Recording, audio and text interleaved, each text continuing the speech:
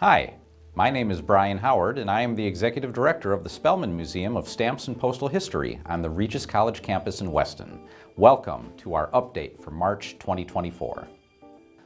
Volunteers under the guidance of Curator Nancy Meyer are installing a new exhibit in our small gallery titled Gems from the Vault. Gems features 192 frames across 8 exhibit cases showing rare and interesting stamps from our United States, worldwide, and topical collections. This exhibit is scheduled to open at the end of March. Our retail and front desk operations have entered the 21st century with the adoption of the Square point-of-sale system. Square is widely used in retail establishments and restaurants and provides an easy way to track admissions, store sales, and other financial transactions. Its adoption also paves the way for the launch of an online store, which we are planning to roll out later in the year. Work continues in our lobby as well. New exhibits include the shovel used at the museum's March 1962 groundbreaking, as well as the trowel used to lay the building's cornerstone later that year.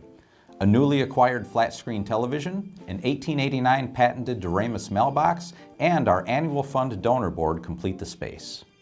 Hi, I'm Heidi Price with this month's Spellman Artifact. Today's artifact represents an incredible story of family, love, and the value of the postal system, and a vignette about 2nd Lieutenant Parker Bradford Jones.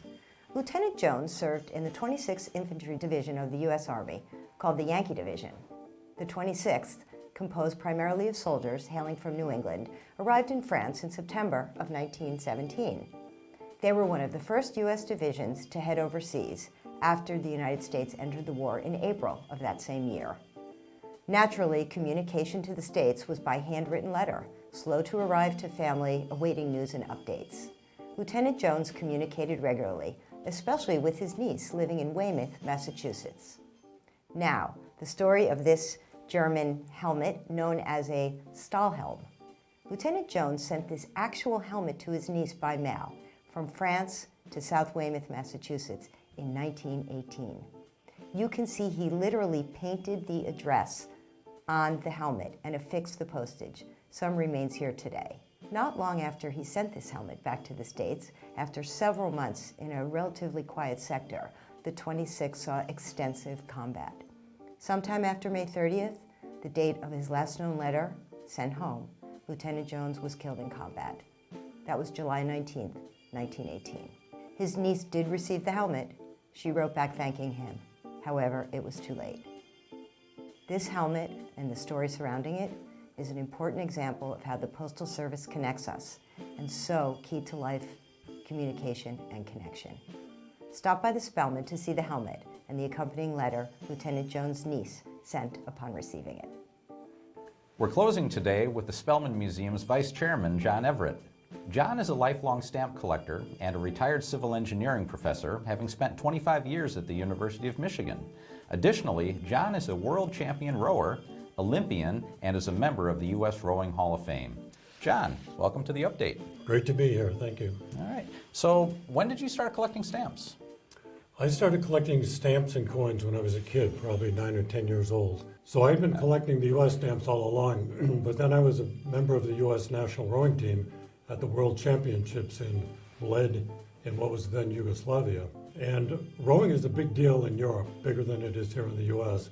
And hosting the World Championships was a big deal. So the Yugoslavian post office had issued a stamp commemorating the event. So I got a few stamps to send postcards back home, and I kept a few as souvenirs. And then when I got back to the U.S., the United States Postal Service had issued some stamps for the upcoming 1980 Summer Games in Moscow, and one of those was rowing. So in about 2 weeks, I had 2 rowing stamps. I had no idea these things even existed. So I started thinking, well, I bet there's a few more stamps out there that have rowing on them, but I had no idea how to find them. So I started searching. This is way before Google and the internet, and I came across an organization called the American Topical Association, and they promote stamp collecting based on the subject or the topic on the stamp rather than the country that issued the stamp.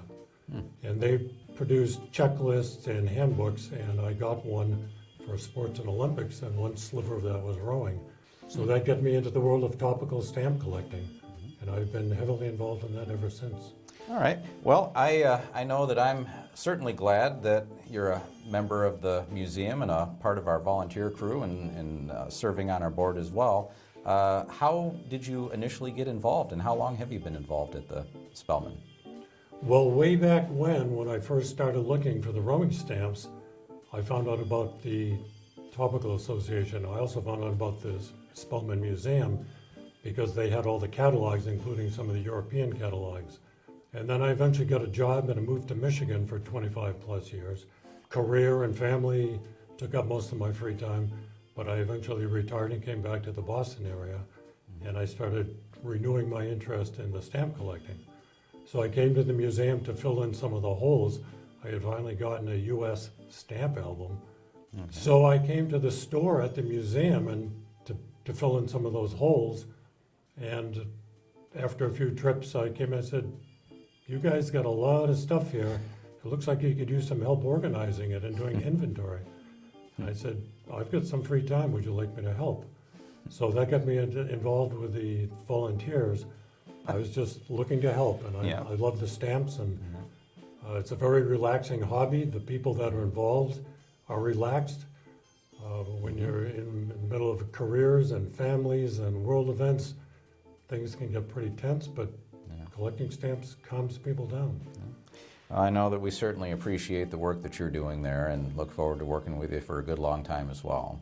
So, the last question I had, you also do a lot of the exhibits for our galleries, and are there do you have anything coming up or anything that you'd like to elaborate on with regards to our exhibits?